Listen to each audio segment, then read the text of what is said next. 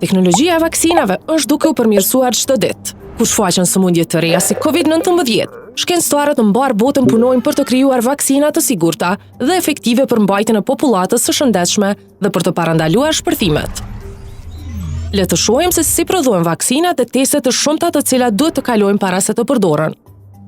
Kur shkencëtarët duan të krijojnë vaksinë të re kundër sëmundjeve specifike, duhet të ulëmtojnë viruset ose bakteret të cilat e shkaktojnë atë dhe të kuptojnë se si e sulmojnë trupin. Kjo i ndihmon të kuptojnë se çka nevojitet për të bërë vaksinën efektive.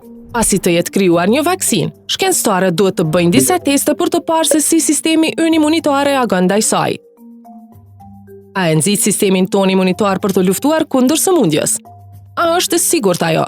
A shkakton ndonjë efekt anësor? Testet e para bëhen kryesisht tek kafshët, siç janë minjt në laborator. Nëse është e suksesshme, shkencëtarët do të fillojnë testimin e vaksinës tek njerëzit në 3 faza, të cilat quhen prova të vaksinave. Të gjithë pjesëmarrësit në këto teste janë vullnetar. Shkencëtarët do t'i vëzhgojnë nga afër se si janë para, gjatë dhe pasi të jenë vaksinuar. Mjekët rregullisht i kontrollojnë dhe i pyesin se si ndihen për të siguruar se vaksina është e sigurt dhe është duke funksionuar për përdorim. Në fazën e parë, vaksina u jep një numri të vogël të personave të shëndetshëm për të testuar sigurinë e saj dhe për të gjetur sasinë e vaksinës që nevojitet për të shkaktuar përgjigje në sistemin imunitar me qëllim të mbrojtjes nga virusi.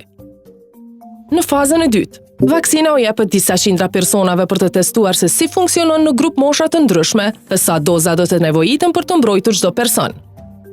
Në fazën e tretë, vaksina u jepet mijëra personave për të testuar se sa mirë mbron vaksina kundër sëmundjes. Vullnetarët ndohen në mënyrë të rastësishme në 2 grupe. Njëri grup do të marrë vaksinën e re, ndërsa grupi tjetër do të marrë placebo, e cila ose është vaksinë e rrejshme e përbërë vetëm nga uji me krip, ose nga vaksina e cila mbron nga ndonjë sëmundje tjetër. Duke krahasuar këto 2 grupe, shkencëtarët mund të kuptojnë më mirë se si është duke funksionuar vaksina e re. Rezultatet e provave për vaksinat më pas studiohen dhe rishikohen nga ekipi i ekspertëve. Vetëm pasi që vaksina të ketë kaluar të gjitha testet e nevojshme dhe të jetë e sigurt dhe efektive, kompania e vaksinave mund të fillojë të prodhojë me shumicë. Vaksinat tani janë të gatshme për të dorëzuar në vende të ndryshme. Që nga atëherë, ekspertët e shëndetit dhe të kontrollit të sëmundjeve vazhdojnë të zhurmojnë sigurinë e vaksinës, duke mbajtur në vëzhgim të gjitha llojet e efekteve anësore. Shkencëtarët në tërë botën vazhdojnë të gjejnë mënyra të reja për zhvillimin e vaksinave kundër më shumë sëmundjeve që të na mbrojnë edhe më mirë.